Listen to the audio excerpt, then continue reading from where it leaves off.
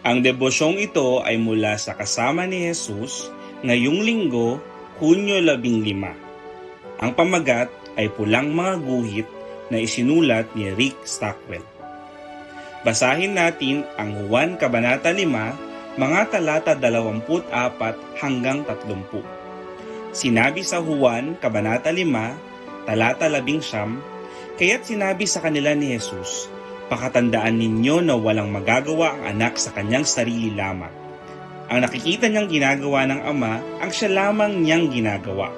Ang ginagawa ng Ama ay siya ring ginagawa ng anak.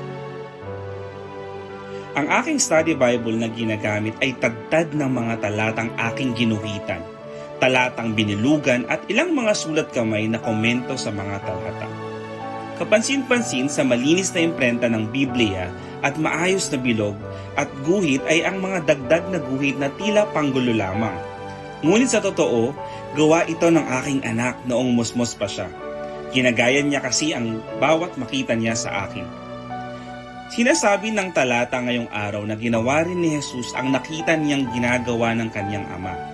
Ginawa niya ito bilang paggalang, pagpapasakop at pagsunod upang maisagawa ang kalooban ng kanyang Ama na nag-iiwan naman ng magandang halimbawa sa atin.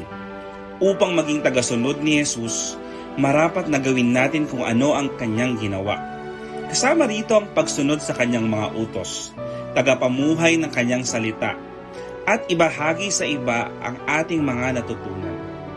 Dahil si Jesus ang ating halimbawa, makapagpapatuloy tayong lumago sa pananampalataya at pagsasagawa nito samantalang sinusundan natin ang ating tagapagligtas. Napakainam na mayroon tayong huwaran kay Jesus. Manalangin tayo.